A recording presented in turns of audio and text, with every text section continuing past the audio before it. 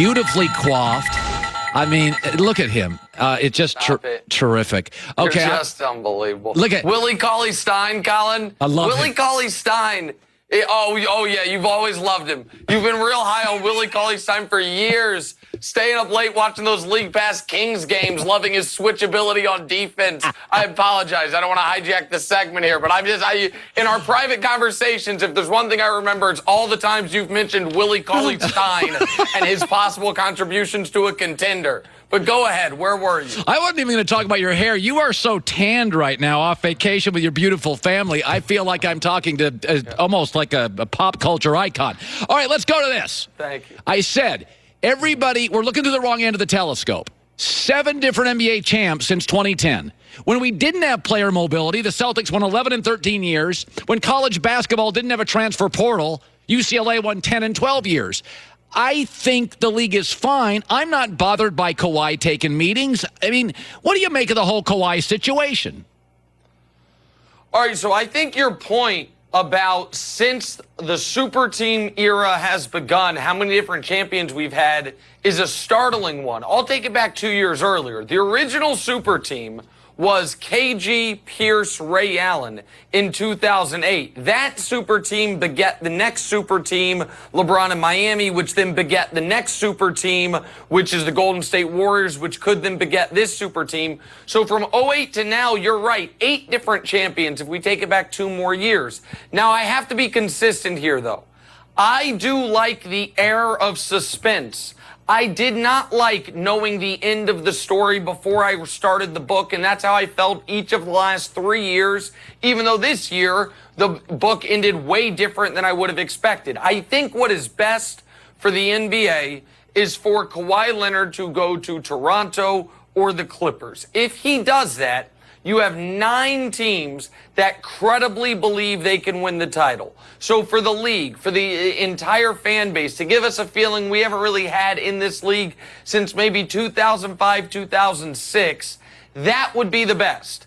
But for Kawhi, the best thing is to go to the place he originally asked to be traded to that now also employs the best player ever and the best big currently in the game. For Kawhi, he will not get the type of blowback Kevin Durant got because the Lakers didn't just knock his team out of the playoffs. He's already won a championship. He's not in the same spot KD is. So as a fan, I think what's best for the league is he stays in Toronto or goes to the Clippers. For Kawhi, it's hard to construct the argument why he wouldn't go to the Lakers and go win 2, 3, 4 championships. I think it's funny. LeBron, I always said that Magic saved the league with Bird. Michael made it global, and LeBron made it mobile. Now, LeBron, of all those players, got heat for player mobility. He created, quote, a spectacle. I didn't think it was a spectacle. Many did by the Boys and Girls Club check and all that stuff, the decision. Doesn't Kawhi sort of validate LeBron? Like the first person to create anything always gets blowback. Politician, historical figure, the first person to challenge authority. So LeBron was the first person, gets crushed for it. Kawhi's making a spectacle. It's 3 days. He runs the world. I'm on my phone all day. Doesn't a decision, even Kawhi, validate LeBron? This whole era does. This entire decade.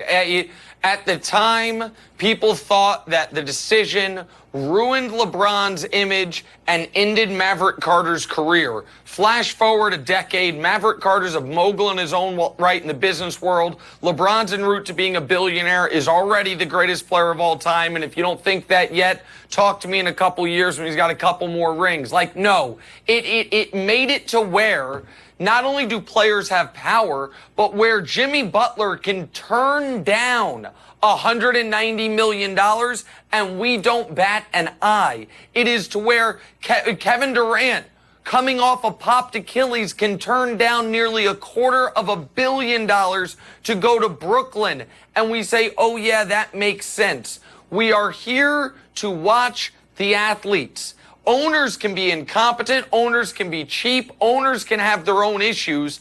They never should have had the power. They always did. LeBron changed it all. That is, as much as anything on the court, his and his group's lasting legacy, and it is the tide that has raised all boats when we have a world where Tobias Harris, a nice player, and Chris Middleton, a nice player, just signed for a combined $1/3 billion. That does not happen without the interest generated by the decision, that original super team in Miami, and everything that's happened in this past decade. Yeah, it's like Moneyball. Everybody banged on Moneyball. Billy Beane got crucified. If you don't have analytics now, you're a laughingstock in the sport. The first person to do anything to challenge authority and a culture gets blowback, and everybody copies not long after that. Colin, you're out, just real quick, you're out on the West Coast. There's a word for this. They're disruptors. Yes. If you're a disruptor, people are afraid of you. They are threatened by you, and they try to crush you. That's what the entrenched agent, media, team, power structure tried to do to Rich Paul and Maverick. They couldn't do it to LeBron because he's on the court, but that's what they tried to do to those guys, and they had to get through it to the other side. And now we are now in an era where everyone is embracing, or at least has to begrudgingly embrace, what it's become. I like bravado. I've said this before. My favorite college football teams of all time were the Miami Hurricanes with Jimmy Johnson and USC with Pete Carroll. And they had a lot of bravado and a lot of chest puffing. Alabama to me is great, but boring. I am okay with a little bravado. And in soccer, where you rarely score, and the World Cup's every 4 years, I'm okay with stuff. What do you make of this? The women are arrogant. What do you make of these claims? Okay. All right. First of all, no one is actually bothered